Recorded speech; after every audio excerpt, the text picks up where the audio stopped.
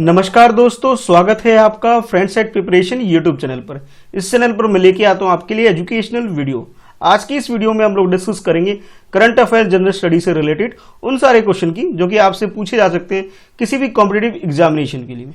अगर आप किसी भी कॉम्पिटिटिव एग्जाम की प्रिपरेशन कर रहे हैं तो मेरा एक टेलीग्राम ग्रुप है, उसे ज्वाइन कर लीजिए, जिसका लिंक मैंने डिस्क्रिप्शन में दिया हुआ है फर्दर अपडेट के लिए। इस वीडियो को आप यूटिलाइज कर सकते हैं अपने प्रैक्टिस करने के लिए और चेक कर सकते हैं कि कितने क्वेश्चन के आंसर आप सही कर रहे हैं। ठीक है, उसके बाद में वीडियो के एंड में आपको कमेंट करके बताना है अपना स्कोर, और हाँ, साथ ही साथ कुछ क्वेश्चन और मैं पूछूंगा ताकि आप वीडियो को ध्यान से देखें और उसके अकॉर्डिंग आप आंसर करें। चलिए फिर स्टार्ट करते हैं क्वेश्चन के साथ। और पहली बार इस वीडियो को देख रहे हैं तो चैनल सब्सक्राइब करके बेल आइकन प्रेस कर दीजिए ताकि आपको नोटिफिकेशन मिल सके। तो क्वेश्चन है आपके लिए, with reference to beach environment and aesthetic management service, जिसे शॉर्ट में BEAMS बोल सकते हैं, कंसीडर द फॉलोइंग स्टेटमेंट। इस क्वेश्चन में आपसे beach environment statics management service के बारे में आपसे पूछा जा रहा है कि इसके रिगार्डिंग में आपने बताना है कि कौन सा स्टेटमेंट करेक्ट है। और आपके पास ये फर्स्ट स्टेटमेंट है, ये सेकंड और ये थर्ड स्टेटमेंट है, ये तीन स्टेटमेंट है। According to first statement, it has been launch under the integrated coastal zone management project, यानी कि इस प्रोग्राम को जो लॉन्च किया जाता है, बताया जा रहा है कि integrated coastal zone management project के तहत इसे लॉन्च किया जाता है। ये फर्स्ट स्टेटमेंट में आपसे बोला जा रहा है। सेकंड स्टेटमेंट में आपसे बोला जा रहा है, it is launch by the union ministry of environment forest and climate change. Union का मतलब आप समझ सकते हैं सेंट्रल गवर्नमेंट की बात की जा रही है कि ये सेंट्रल मिनिस्ट्री यानी कि union ministry of environment forest and climate change के द्वारा इसे स्टार्ट किया गया है। दूसरा आपसे बोला गया है, its objective is to protect and conserve coastal ecosystem and natural resources. मतलब इस प्रोग्राम का जो मेन टारगेट ऑब्जेक्टिव है वो प्रोटेक्ट करना, कोस्टल एरिया में जितने भी हमारे नेचुरल रिसोर्सेज हैं, इकोसिस्टम है, उसको बचाना हमारा मेन टारगेट है। इन तीनों स्टेटमेंट को ध्यान में रखते हुए आपको बताना है करेक्ट स्टेटमेंट कौन सा है। ऑप्शन ए में आपसे बोला जा रहा है कि फर्स्ट और थर्ड स्टेटमेंट ये करेक्ट है। ऑप्शन बी में आपसे बोला जा रहा है कि भी फर्स्ट एंड सेकंड स्टेटमेंट वो करेक्ट है। और ऑप्शन सी में आपसे बोला जा रहा है सेकंड एंड थर्ड स्टेटमेंट ये करेक्ट है। और ऑप्शन डी में आपसे बोला जा रहा है कि फर्स्ट सेकंड थर्ड तीनों ही स्टेटमेंट करेक्ट है। तो करेक्ट स्टेटमेंट क्या है, चलिए अपने आंसर को चूज कर लीजिए। तो अगर इस क्वेश्चन के करेक्ट आंसर की बात करें तो इसका सही आंसर डी है। यानी कि आप ये समझ सकते हैं, जैसा कि ये पिक्चर है, कि बीच एरिया में यानी कि सी वाला जो एरिया होता है उसमें जो बीच है इसको क्लीन करना, इस यहाँ पे जितने भी इकोसिस्टम है, छोटे छोटे जो जानवर होते हैं जो सी वगैरह में, ये समुद्र वगैरह में रहते हैं, उन्हें प्रोटेक्ट करने के लिए ही ये एक प्रोग्राम लॉन्च किया गया है। ठीक है, जैसा आपसे बोला जा रहा है, ये international coast and clean up day के दिन इसे ऑर्गेनाइज किया जा रहा है। हमारी कंट्री के अंदर भी ये स्टार्ट किया गया है। जैसा आप जानते हैं कि हमारी कंट्री में चिल्का लेक जो कि उड़ीसा के अंदर है, उसे सबसे पहले ब्लू फ्लैग सर्टिफिकेट प्रोवाइड किया गया था। अब रिसेंटली कुछ और बीचेस को भी हमारी कंट्री में ऐड किया गया इस कैटेगरी के अंदर। मतलब ये ब्लू फ्लैग सर्टिफिकेट जो प्रोवाइड किया जाता है वो उन बीचेस को प्रोवाइड किया जाता है जहां पे क्लीन हो, मतलब जहां पे बहुत मतलब बीचेस क्लीन हो और वहां पे कोई इन्वायरमेंट रिलेटेड कोई इशू क्रिएट ना हो, यानी कि वहां पे जो भी इकोसिस्टम है, ठीक है, उसको प्रोटेक्ट करने के लिए एक बहुत अच्छा मैनेज किया जाता है, आप ये कह सकते हो, और बहुत अच्छा सिस्टम रखा जाता है, तो उन्हें ये सर्टिफिकेट प्रोवाइड किया जाता है। अगर हमारी कंट्री की बात करें तो भी अभी रिसेंटली कुछ और बीचेस को भी ये फैसिलिटी प्रोवाइड किया गया है, इस वजह से ये क्वेश्चन आपसे पूछा गया है। और इसमें जो तीनों स्टेटमेंट आपको दिए गए, तीनों ही स्टेटमेंट बिल्कुल करेक्ट है। यानी कि ये एक तरह से इको लेवल दिया जाता है उस पर्टिकुलर बीच को जो क्लीन है, और एक तरह से अच्छा मैनेजमेंट जहां पे हो रहा है। और मेन ऑब्जेक्टिव जो इस बीम का मतलब है कि भी ये बीच इन्वायरमेंट, ये जो इसकी हम मैं बात कर रहा हूं, बीच environment and aesthetic management service की अगर हम बात करें, इसके मेन ऑब्जेक्टिव जो है वो ये इसके ऑब्जेक्टिव है कि बीच जो होने चाहिए पॉल्यूशन और कोस्टल लाइन जो होता है वो पॉल्यूशन फ्री होनी चाहिए, क्लीन होना चाहिए। ठीक है, हमारा जो सस्टेनेबल डेवलपमेंट गोल है यूनाइटेड नेशन का, उसको अचीव करने में ये हमारी हेल्प करता है। और कह सकते हो आपकी प्रोटेक्ट और कंजर्व करता है कोस्टल इकोसिस्टम को। साथ ही साथ यहाँ पे जो क्लीननेस होता है उसका हाई स्टैंडर्ड मेंटेन करना, साथ ही साथ हेल्थ और हाइजीन के ऊपर भी फोकस करना, ये मेन टारगेट है इस प्रोग्राम का, इसका ऑब्जेक्टिव आप बोल सकते हैं। तो करेक्ट आंसर आपका डी हो जाता है। देखते हैं नेक्स्ट क्वेश्चन। नेक्स्ट क्वेश्चन में आपसे पूछा जा रहा है, कंसीडर द फॉलोइंग स्टेटमेंट। कुछ स्टेटमेंट आपको गिवन है, ये फर्स्ट है, ये सेकंड है। इन दोनों स्टेटमेंट को ध्यान में रखते हुए आपको बताना है करेक्ट स्टेटमेंट कौन सा है। ठीक है, तो चलिए पहले एक बार स्टेटमेंट देख लेते हैं। तो according to first statement, the basin of the Indus river system is share only by India and Pakistan. यानी कि जो हमारे, आपने काफी सुना होगा फेमस कि भी इंडस वैली सिविलाइजेशन आपने सुना होगा, ठीक है, उसी से आगे निकलते हुए इंडस रिवर सिस्टम भी है, ठीक है। तो ये बोला जा रहा है कि इंडस रिवर सिस्टम के अंदर जो पानी का जो शेयर होता है वो इंडिया और पाकिस्तान के बीच में होता है, और ये दो कंट्री ही ओनली है जो कि इंडस वैली सिस्टम के पानी को शेयर करते हैं आपस में। ये फर्स्ट स्टेटमेंट है। सेकेंड स्टेटमेंट में आपसे बोला जा रहा है कि इंडस वाटर ट्रीटी, ठीक है, इंडस वाटर ट्रीटी जो है ये बोलती है, ये अलाउ करती है India to use up to 20% of water of the eastern river. Eastern river के में जितने भी रिवर आते हैं ईस्टर्न एरिया में, उन सारे रिवर का ओनली 20% ही इंडिया यूज कर सकती है, ऐसा आपको सेकंड स्टेटमेंट में बोला जा रहा है। तो ये दो स्टेटमेंट है, आपको इन दोनों स्टेटमेंट को ध्यान में रखते बताना है करेक्ट स्टेटमेंट कौन सा है। According to option A first statement correct है। अगर हम ऑप्शन बी की बात करें सेकंड स्टेटमेंट करेक्ट है। ऑप्शन सी में आपसे बोला जा रहा है बोथ फर्स्ट एंड सेकंड दोनों स्टेटमेंट करेक्ट है, और ऑप्शन डी में आपसे बोला जा रहा है neither one not two, it means दोनों ही स्टेटमेंट गलत है। तो करेक्ट स्टेटमेंट क्या है, चलिए ऑप्शन चूज कर लीजिए। तो इस क्वेश्चन की अगर करेक्ट आंसर की बात करें, ये दोनों ही स्टेटमेंट गलत है, यानी कि हमारा फर्स्ट भी गलत है, सेकंड भी गलत है। अब समझ लेते हैं गलत क्यों है। सबसे पहले बात करते हैं जो पानी जो शेयर होता है, ठीक है, इंडस वैली से जो भी पानी आता है, सिंधु घाटी से जो भी आप कह सकते हो जितना भी पानी आता है या यूज करते हैं, वो इंडिया के अलावा चाइना, अफगानिस्तान भी कंट्री है इंडिया पाकिस्तान के अलावा जो इस पानी को शेयर करते हैं। यानी कि आप ये बोल सकते हैं इस बेसिन से जो भी पानी निकलता है उसे सिर्फ इंडिया पाकिस्तान शेयर नहीं करती बल्कि अफगानिस्तान और चाइना भी शेयर करती है। तो इट मींस ये हुआ कि फर्स्ट स्टेटमेंट हमारा गलत हो गया। अगर हम बात करें सेकंड स्टेटमेंट की, जिसमें आपसे इंडस वाटर ट्रीटी के बारे में बात की जा रही थी, जो कि 1960 में साइन किया गया था इंडिया और पाकिस्तान के बीच में, जिसमें यह डिसाइड किया गया था कि भाई ये इस एरिया से, यानी कि इस एरिया से जो भी पानी आता है इसके अंदर टोटल 6 रिवर है, यानी कि इंडस रिवर, झेलम और चेनाब, इन तीनों रिवर का जो पानी होगा वो पाकिस्तान यूज करेगा, और इसके अलावा रावी, व्यास और सतलुज, इसका जो पानी वो इंडिया यूज करेगा। साथ ही साथ ये भी बोला गया था कि भी ये जो रिवर है, इंडस रिवर है, झेलम रिवर है और चेनाब जो है ये रिवर, इसका 20% इंडिया भी यूज करेगा और मैक्सिमम पोर्शन इसका जो है वो यूज करेगा पाकिस्तान। बाकी ये 3 रिवर जो है ये इंडिया इसका कंप्लीटली इंडिया यूज करेगा। तो इस तरह से ये डिसीजन लिया गया था 1960 में, ये ट्रीटी साइन करके गए। यानी कि आप ये बोल सकते हो कि इंडस, झेलम और चेनाब, ये 3 रिवर के जो पानी है ये पाकिस्तान को अलॉट कर दिए गए थे। और अगर हम अपनी कंट्री की बात करें कि हमारी कंट्री की, तो हमारी कंट्री में रावी, व्यास और सतलुज ये रिवर हमें अलॉट किया गया था, ठीक है। यानी कि आप ये बोल सकते हैं दोनों ही स्टेटमेंट आपको गलत दे दी गई, करेक्ट आंसर हमारा डी हो जाता है, ठीक है। देखते हैं नेक्स्ट क्वेश्चन। नेक्स्ट क्वेश्चन में आपसे पूछा जा रहा है with reference to the protection status of sloth bear consider the following statement. Sloth bear के बारे में आपसे पूछा जा रहा है कि भी कुछ स्टेटमेंट आपको दे रखे हैं कि स्लोथ बियर की कंजर्वेशन की, इसके प्रोटेक्शन से रिलेटेड आपको बताना है। ये फर्स्ट स्टेटमेंट है, ये सेकंड स्टेटमेंट है, ठीक है। और आपने चूज करना है कि भी कौन सा स्टेटमेंट करेक्ट है। ऑप्शन बाद में देखेंगे, पहले हम स्टेटमेंट देख लेते हैं। फर्स्ट स्टेटमेंट में आपसे बोला जा रहा है it is listed as endangered under the IUCN red list. IUCN की जो रेड लिस्ट है उसके अंदर जो इंडेंजर कैटेगरी के अंदर जो आते हैं लिस्ट है, उसके अंदर ही स्लोथ बियर को कंसीडर किया गया है। दूसरे स्टेटमेंट में आपसे बोला जा रहा है it is protected under the schedule first of Indian wild life protection act 1972। यानी कि हमारी कंट्री में 1972 में एक एक्ट पास किया गया था जिसका नाम है Indian wild life protection act. इसके अंदर जो शेड्यूल बनाया गया था, इस शेड्यूल फर्स्ट में स्लोथ बियर को रखा गया है, ये आपसे बोला जा रहा है, ठीक है। अब आपको बताना है कि करेक्ट ऑप्शन आपका क्या है। अकॉर्डिंग टू अगर फर्स्ट स्टेटमेंट, फर्स्ट ऑप्शन की बात करें तो फर्स्ट स्टेटमेंट करेक्ट है। अगर हम बात करें सेकंड ऑप्शन बी के अकॉर्डिंग, तो सेकंड स्टेटमेंट करेक्ट है हमारा। सी में आपसे बोला जा रहा है बोथ फर्स्ट एंड सेकंड दोनों ही स्टेटमेंट करेक्ट है।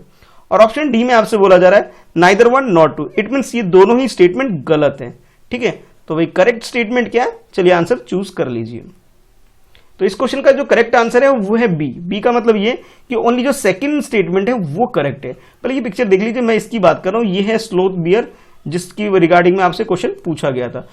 स्लोथ बियर की अगर मैं बात करूं तो ये इंडिया यानी कि हमारी कंट्री और जो श्रीलंका है उसके आसपास का जो एरिया है उस पर्टिकुलर एरिया में ये एनिमल स्लोथ बियर पाया जाता है, ठीक है। यानी कि आप ज्योग्राफिकल लोकेशन की बात करें जहां पे ये है, ये यानी कि आप ये बोल सकते हैं साउथ इंडिया और उसके अलावा जो श्रीलंका वाला जो पोर्शन है उस एरिया में ये जानवर हमें देखने को मिलते हैं, जिसका दूसरा नाम और भी स्लोथ बियर को हनी बियर भी बोलते हैं और नॉर्मल जो हम लोग अलग भाषा में इसे भालू भी बोल दिया करते हैं।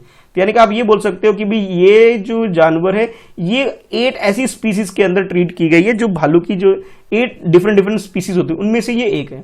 तो फर्स्ट स्टेटमेंट तो हमारा गलत हो जाता है। अगर हम बात करें सेकंड स्टेटमेंट की, जिसके अंदर आपसे ये बोला गया कि भी इसे इंडेंजर कैटेगरी के अंदर डाला गया है, इसे इंडेंजर कैटेगरी के अंदर नहीं बल्कि इसे वनरेबल कैटेगरी के अंदर डाला गया है। तो इसका मतलब ये है कि आप समझ गए होंगे फर्स्ट स्टेटमेंट गलत होने की वजह ये है, ये वनरेबल कैटेगरी के अंदर है, ना ही इंडेंजर कैटेगरी के अंदर। ठीक है, दूसरी बात करें तो हमारी कंट्री की अगर बात करें तो इसे शेड्यूल फर्स्ट में जो इंडियन प्रोटेक्शन एक्ट के अंदर डाला गया है, ये बात बिल्कुल सही है। ठीक है, तो यानी बोल सकते हो सेकंड स्टेटमेंट करेक्ट है, फर्स्ट स्टेटमेंट गलत है। इस वजह से हमारा आंसर जो हो गया बी हो गया।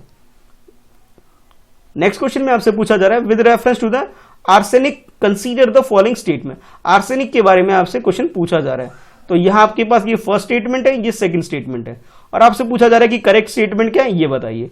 According to first statement, arsenic is the naturally present at high level in the crust, earth का जो फॉर्मेशन होता है, जो लेयर्स होती है, तो ये बोला जाए जो क्रस्ट जो होता है, क्रस्ट के अंदर ये सबसे ज्यादा पाया जाता है आर्सेनिक। ये फर्स्ट स्टेटमेंट बोला जा रहा है। सेकंड स्टेटमेंट बोला जा रहा है it is whittle mineral for human body. Whittle mineral का मतलब समझ सकते हैं काफी यूजफुल मिनरल है, जो कि हमारी बॉडी में हेल्पफुल है, कह सकते हैं ग्रोथ वगैरह, और हमारी बॉडी के लिए एक तरह से आप कह सकते हैं काफी इंपॉर्टेंट रोल प्ले करता है, आप ऐसे बोल सकते हो।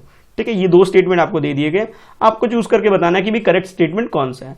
According to option A first statement correct है, ऑप्शन बी की बात करें तो सेकंड स्टेटमेंट करेक्ट है, ऑप्शन सी में आपसे बोला जा रहा है बोथ फर्स्ट एंड सेकंड दोनों ही स्टेटमेंट बिल्कुल करेक्ट है, और ऑप्शन डी में आपसे बोला जा रहा है neither one not two, it means दोनों स्टेटमेंट गलत है।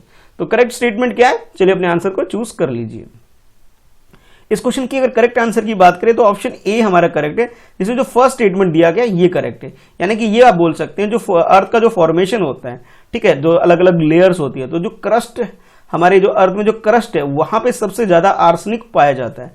यानी कि आप ये बोल सकते हो कि arsenic is naturally present at high level in the earth crust, earth के जो क्रस्ट है सबसे ज्यादा वहां पाया जाता है। ठीक है, यानी कि आप ये बोल सकते हैं कि ग्राउंड वाटर में number of ground water country जितनी भी जहां पे भी है वहां पे ये एरिया, इस एरिया में सबसे ज्यादा क्रस्ट के अंदर ये आर्सेनिक पाया जाता है। अगर हम बात करें सेकंड स्टेटमेंट की, जिसमें आपको ये बोला था कि हमारी बॉडी के लिए काफी यूजफुल मिनरल है आर्सेनिक, नहीं, आर्सेनिक जो है ये हमारे लिए यूजफुल नहीं बल्कि आप ये बोल सकते हो ये हमारे लिए हार्मफुल है ये। ठीक है, यानी कि हमारे लिए फायदा नहीं, हमें नुकसान पहुंचाता है। इसके अंदर हाई टॉक्सिक होता है और जो हमारी बॉडी के लिए काफी नुकसानदायक है, जो कि आप बोल सकते हो कि हमारी बॉडी के लिए ये एक थ्रेट तरीके से काम करती है। यानी कि जो आपको सेकंड स्टेटमेंट दे दिया गया था बिल्कुल अपोजिट बोल दिया गया, आपको बता दिया गया।